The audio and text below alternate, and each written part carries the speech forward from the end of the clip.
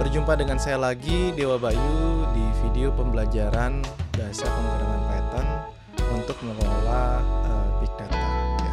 Pada video ini kita akan langsung dengan praktikum bagaimana membuat bahasa pemrograman Python atau bagaimana menginstruksikan komputer untuk mencetak satu string di layar. Ya. Sebenarnya video ini kelanjutan dari video sebelumnya.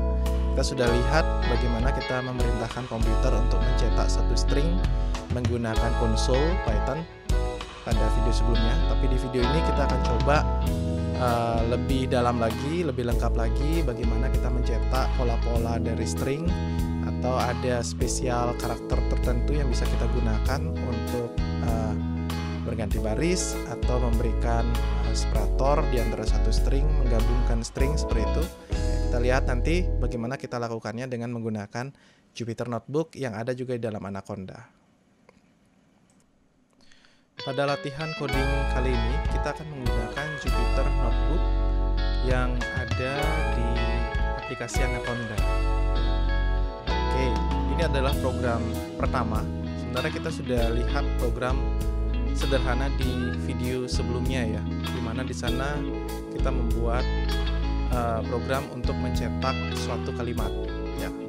Seperti yang dijelaskan di video sebelumnya tersebut, cara untuk memerintahkan, menginstruksikan komputer untuk mencetak satu kalimat ke layar, kita bisa menggunakan satu perintah print seperti yang ada di layar ini. Jadi di layar ini kelihatan ada print hello world, hello Python. Saya ulangi, print hello Python. Kemudian di bawahnya ada print hello Dewa Bayu. Ya. Jika Anda amati, struktur dari perintah ini adalah ada print, kemudian dalam kurung, di dalamnya sebelum dengan kalimat atau kalimat ini ada di dalam petik, gitu ya, dalam petik. Jadi itu adalah aturan-aturan untuk membuat satu perintah print. Jadi dua perintah ini fungsinya untuk mencetak hello, Python tanda seru dan Dewa Bayu. Jadi tidak mencetak tanda petiknya. Kita coba jalankan ya, seperti ini. Yang di bawah ini adalah output dari perintah di atasnya. Oke, misalnya yang kedua kita coba jalankan perintah ini. Apa yang akan terjadi?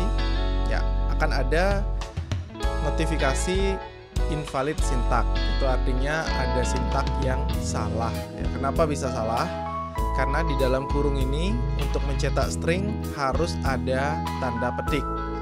Nah, nanti Anda jangan dibingungkan, ada print yang tanpa tanda petik itu artinya bukan string tapi sebuah nama variabel. Apa itu variabel? Kita akan lihat di video berikutnya.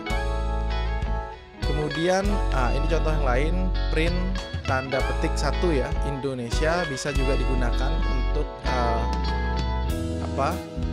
mencetak string Indonesia di sana dalam hal itu. Oke, itu adalah perintah-perintah sederhana untuk mencetak string yang sebenarnya sudah kita lihat di video sebelumnya. Kemudian kita lanjut lagi ceritanya untuk formatting dengan spesial karakter ya. Jadi ada /n di sini untuk enter. Kemudian ada juga print dalam kurung tidak ada isinya, itu bisa, itu valid, sebuah instruksi yang valid untuk mencetak line kosong atau untuk ganti baris. Nah, misalnya di perintah pertama ini ada print dalam kurung tanda petik seketika langit menjadi gelap /n, jadi ada tanda /n, kemudian hujan turun dengan deras titik. Nah, ini artinya setelah kata gelap, perintah /n ini akan turun satu baris. Jadi ini adalah baris kedua, gitu ya. Kemudian ada print kosong, ini artinya untuk mengganti baris baru lagi, dan di bawahnya ada ibu memasak dapur /n dan kakak menyapu di halaman. Ya, meskipun ada /n seperti tadi juga di atas gabung dengan kata ya, kata yang ada, kata yang menjadi kalimatnya itu tidak masalah. /n akan tetap diartikan oleh komputer sebagai ganti baris atau baris baru. Kita coba jalankan.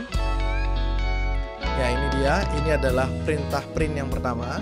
Jadi setelah gelap turun, kemudian ada kosong di sini karena ada instruksi print kosong, dan ini adalah perintah kedua. Jadi setelah dapur ada /n, itu artinya ganti baris ke berikutnya. Nah, tidak boleh ada dua perintah dalam satu baris. Jadi satu print gitu ya, hanya untuk satu baris. Tidak boleh ada print lainnya setelah perintah print tersebut. Nah, kalau kita coba jalankan saja, maka tentu saja akan ada pesan sintak invalid gitu ya, sintaknya error.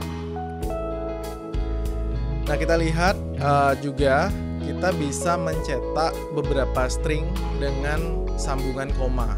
Ya.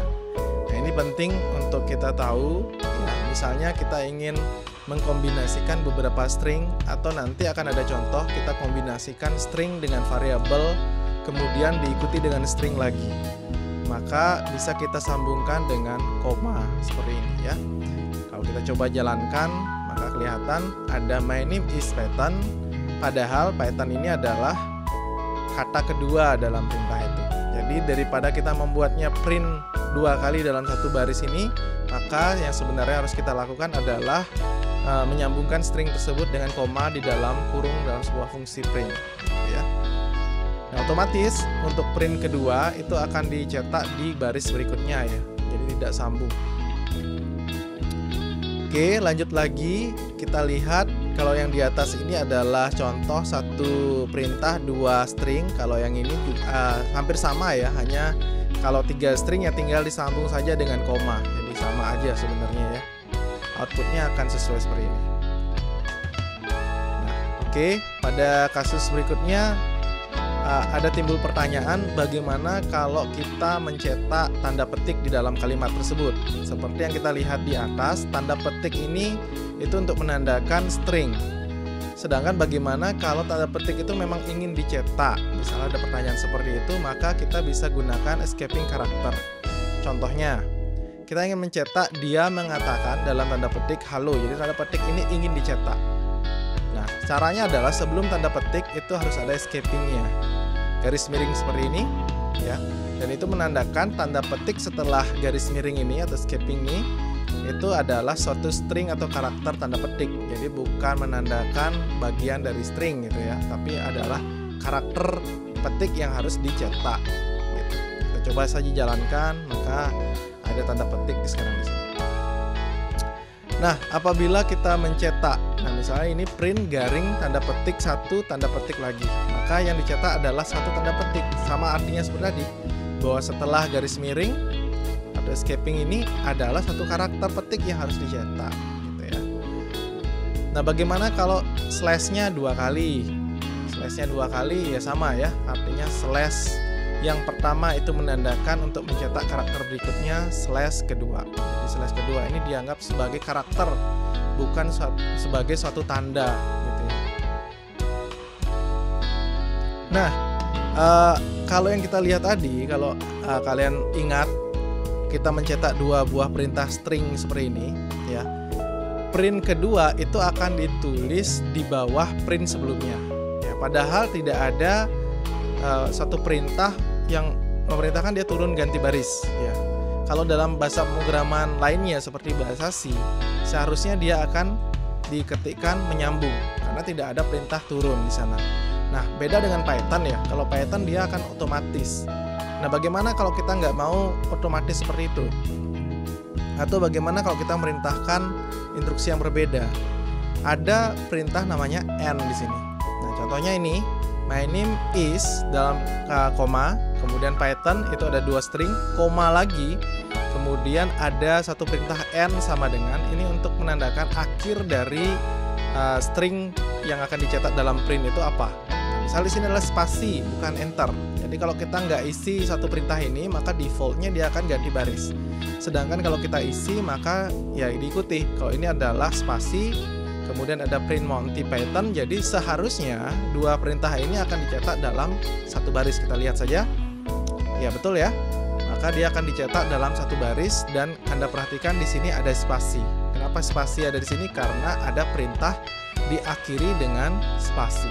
Jadi kalimat yang pertama diakhiri dengan spasi, dilanjutkan kalimat atau print yang kedua. Nah, kalau spasinya diganti, bisa apa tidak? Ya tentu bisa ya. Bisa diganti dengan sembarang karakter gitu ya. Seperti pagar-pagar gitu. Kalau kita jalankan ya sudah seperti ini ya.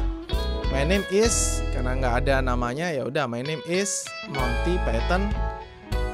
Dan ada karena N dari baris pertama ini adalah my name is, ditandai dengan pagar-pagar, baru dilanjutkan untuk baris kedua, print yang kedua gitu. Nah sekarang selain N ada pemisah ya, separator ya, separator disingkat sebagai sep ini ya. Nah kita bisa menginstruksikan ada tanda pemisah. Nah defaultnya dia tentu kosong ya, spasi.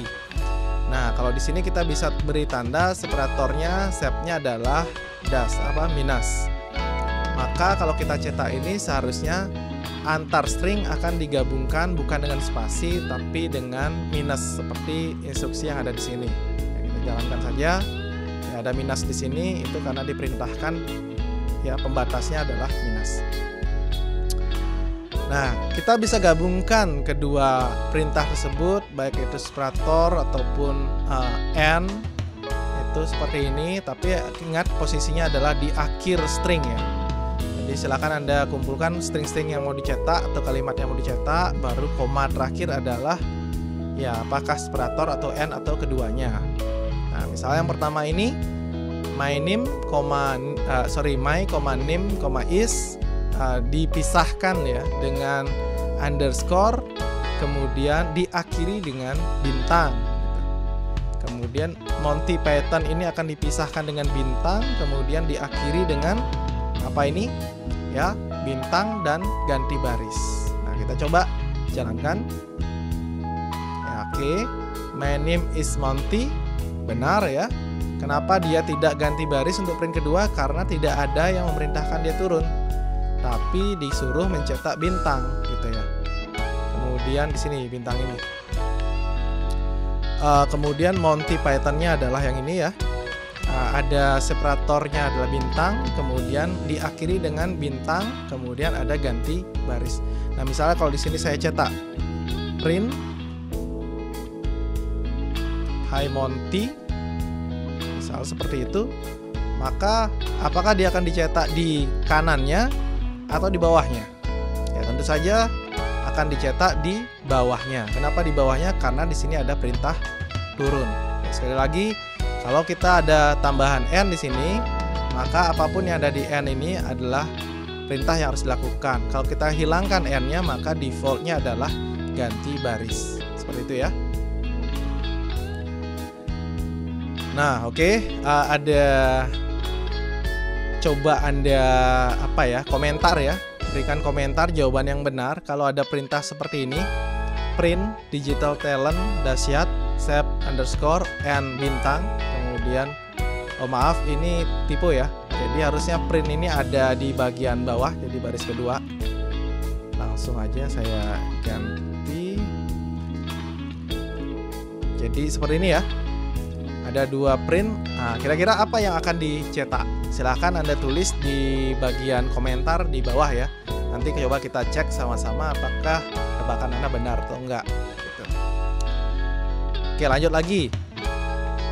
Ini contoh print untuk bintang-bintang-bintang ya, simple aja ya. Kalau Anda pernah kuliah informatika, mungkin kasus bintang ini kasus yang menarik juga. Kita pakai perulangan ya untuk membuat itu, tapi ini sederhana aja. Kita tulis bintang-bintang, kemudian ada slash n. Apa yang akan dicetak ya akan simbol tanda panah kayak gini ya, karena polanya seperti itu. Dan menariknya, kalau di Python kita bisa kali dua ya. Kita bisa lakukan operasi matematika, aritmatika terhadap string tersebut. Kalau kita kali dua, maka ya akan dua kali dicetak. Nah, kalau di bahasa lain mungkin harus menggunakan perulangan for gitu ya. Kalau di Python tinggal stringnya kali dua, cetak dua kali artinya. Nah, tantangan berikutnya adalah coba Anda pikirkan, kalau tadi menulis seperti ini, kodenya ini. Sekarang kalau nulisnya ada dua kali tapi ke kanan, nah kodenya kira-kira gimana ya? Nah, sekali lagi, jawaban Anda coba didiskusikan di bagian komentar, nanti akan kita bahas ya. Baik, itu video kali ini. Jangan lupa untuk menjawab diskusi ya. Tadi ada beberapa pertanyaan, ada dua pertanyaan, dijawab di bagian komentar. Mudah-mudahan kita bisa diskusikan apakah yang Anda pikirkan itu sesuai dengan apa Sampai ketemu lagi di video berikutnya. Saya Deo Bayu, tetap sehat.